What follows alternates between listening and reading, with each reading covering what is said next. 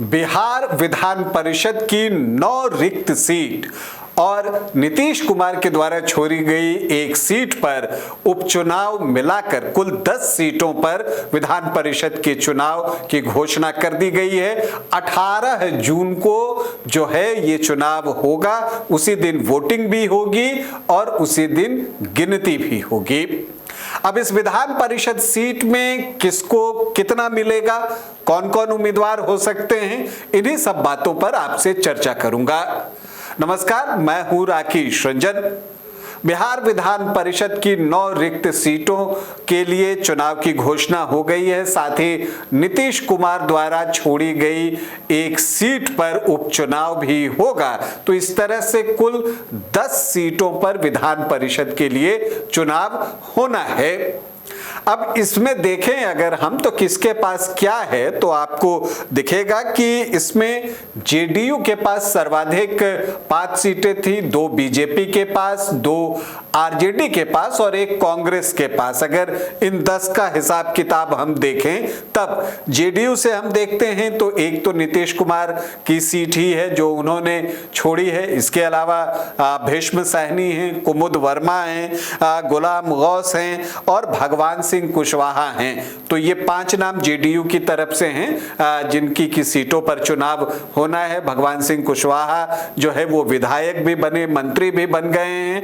BJP से जो 2 seat खाली हो रही है, एक संजय मयूख की सीट है वो खाली हो रही है और मुख्यमंत्री सम्राट चौधरी की सीट भी खाली हो रही है। और जहां तक आरजेडी की बात है, आरजेडी से जो 2 सीट खाली हो रही है उसमें एक सीट सुनील कुमार सिंह की है और एक मोहम्मद फारूक की सीट है और कांग्रेस से जो है वो समीर कुमार सिंह की सीट खाली होने वाली है। तो इन सीटों के लिए ही चुनाव होने हैं। अब अगर इसमें हम देखें तो आपको दिखता है कि 10 सीटों में से 7 सीट एनडीए के पास था और 3 सीट महागठबंधन के पास था। लेकिन जो 2025 में विधानसभा का चुनाव हुआ, अगर आप उसको देखें तो उसमें जो एनडीए है उसको बम्पर कामयाबी मिली और इस वजह से इस बार जब विधान परिषद का चुनाव होगा तो महागठबंधन को बम्पर नुकसान होने जा रहा है, क्योंकि उसके सीटों की संख्या 3 से घटकर 1 पर आ सकती है इस विधानसभा चुनाव में। जिन 10 सीटों पर चुनाव हो रहा है उस पर, क्योंकि देखिए अगर आप देखिए कि 10 सीटों पर चुनाव होते हैं, 9 नियमित हैं और 1 उपचुनाव है तो 10, तो अगर उस हिसाब से आप देखें तो 23 विधायकों की जरूरत होगी और अगर अलग अलग होंगे तो फिर वैसे में 25 विधायकों की जरूरत पड़ेगी। लेकिन 23 से 25 के बीच एक सीट निकालने के लिए जो है वो विधायक चाहिए होंगे।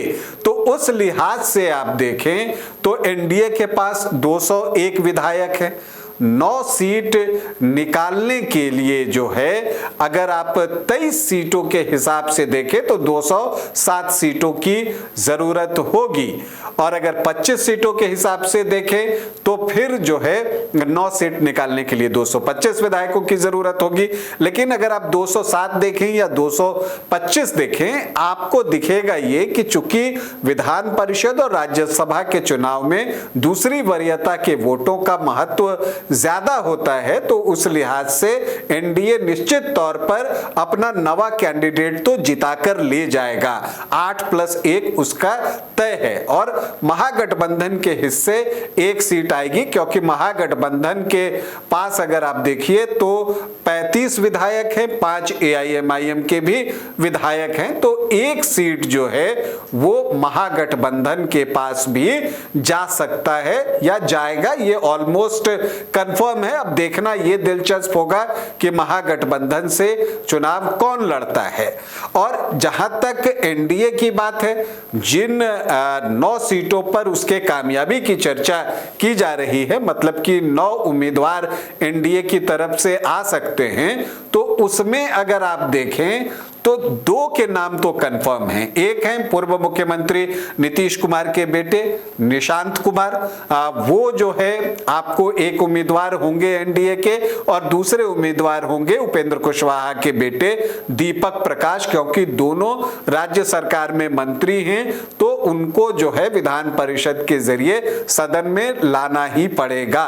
तो अगर आप एनडीए की तरफ से देखें तो अब उनके पास जो है 7 सीटें बच जाती हैं, 2 सीट अगर निशांत कुमार और दीपक प्रकाश के पास चली जाती हैं तब, तो अब जो 7 सीटें बचती हैं अगर आप उसमें देखें तो दावेदारी कई है, क्योंकि यहां पर आप देखें जीतन राम मांझी ने भी 1 सीट की मांग की है, एलजेपीआर भी चाहेगा कि उसको 1 सीट मिले, क्योंकि आप उनके भी 19 विधायक हैं। तो ऐसी परिस्थिति में चिराग पासवान चाहेंगे कि उनकी पार्टी से एक व्यक्ति विधान परिषद के लिए चुना जाए।